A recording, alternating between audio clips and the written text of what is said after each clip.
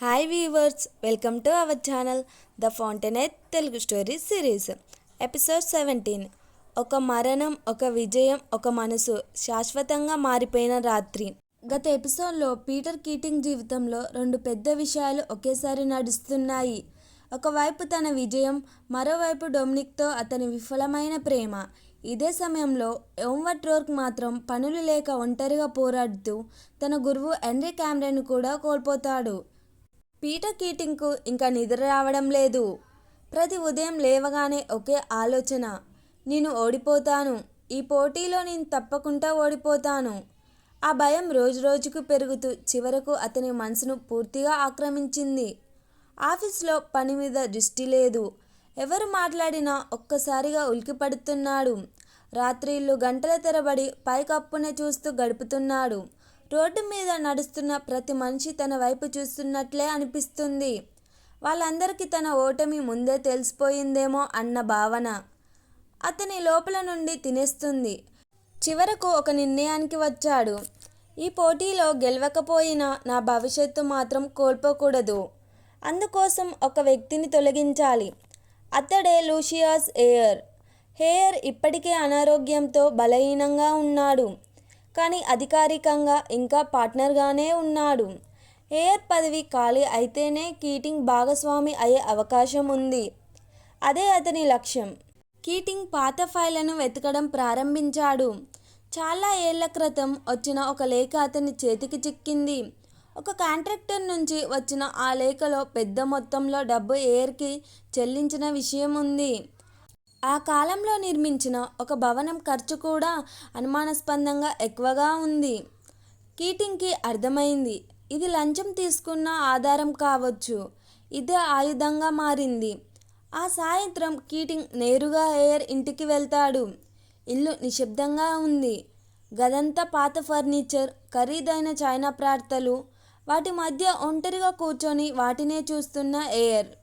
Kidding నేరుగా విషయానికొచ్చాడు. రేపే retirement ప్రకటించండి, లేకపోతే ఈ లేఖను ఆర్కిటెక్ట్స్ గిల్డ్కి పంపిస్తాను.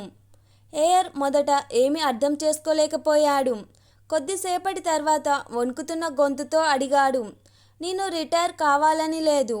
కీటింగ్ చల్లగా చెప్పాడు, మీకు మరో మార్గం లేదు. హేయర్ చేతులు వణికాయి. కళ్ళల్లో భయం కనిపించింది. దయచేసి అలా చెయ్యొద్దు.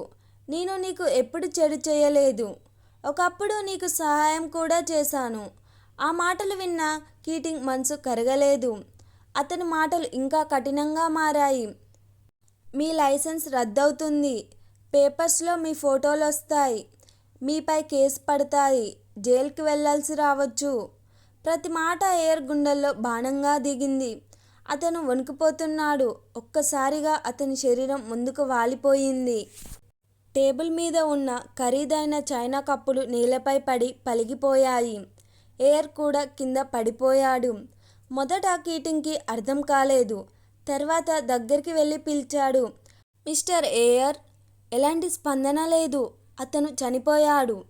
ఆ క్షణంలో కీటింగ్ గుండెల్లో ఒక విచిత్రమైన భావన, భయం, ఉపశమనం, అపరాధ భావన అన్నీ కలిసిపోయాయి. నేనే చంపానా అనే ప్రశ్న అతను వెంటాడడం ప్రారంభించింది. తను చేతులతో చంపలేదు. కానీ తన మాటలతో, తన బెదిరింపులతో ఆ మరణానికి తనే కారణమా అనే ప్రశ్నకు సమాధానం అతనికి దొరకలేదు. మరుసటి రోజు ఆఫీస్లో అందరూ హేయర్ మరణాన్ని సహజంగానే స్వీకరించారు. అతని ఆరోగ్యం ఇంతకుముందు బాగలేదని అందరికీ తెలుసు. ఎవరు కీటింగ్ని అనుమానించలేదు. కానీ కీటింగ్ మాత్రం తన మనసులో నుంచి తప్పించుకోలేకపోయాడు. నేను హంతకుడిని కాదు, కానీ దానికి చాలా దగ్గరగా వెళ్తాను అనే ఆలోచన అతని వెంటాడుతూనే ఉంది. కొన్ని రోజుల తర్వాత మరో పెద్ద వార్త వచ్చింది. హేయర్ తన వీలునామాలో తన మొత్తం ఆస్తిని పీటర్ కీటింగ్ పేరు మీద రాశాడు. 2 లక్షల విలువైన ఆస్తి, అతని భాగస్వామ్య హక్కు, అమూల్యమైన పోర్సిలిన్ స్వీకరణ అన్నీ కీటింగ్కే. ఈ వార్త విన్న క్షణంలో అతని మనసులో మొదట వచ్చిన ఆలోచన, ఎంత ఆస్తి వచ్చిందో అదే. ఆ ఆలోచన వచ్చినందుకే అతనికి తన మీద అసహ్యం వేసింది. ఆ రాత్రి అతను బాగా మద్యం తాగాడు. తనకు తను ఓదార్చుకున్నాడు. ప్రతి మనిషి తన కోసమే బ్రతుకుతాడు. నేను చేసినది అందరూ చేసే పనినే అని తన మనసును నమ్మించాడు. కొద్ది రోజుల్లో అతని అపరాధ భావన కూడా మెల్లగా మాయమైంది. అయితే విధి ఇంకా ఒక ఆశ్చర్యాన్ని దాచుకుంది. మే నెల వచ్చింది. కాస్మో స్లాటిక్ పోటీ ఫలితాలు ప్రకటించారు. విజేత పీటర్ కీటింగ్. ప్రపంచవ్యాప్తంగా అతని పేరు మారుమోగింది. అందరూ అతని గొప్ప ఆర్కిటెక్చర్గా ప్రశంసించారు.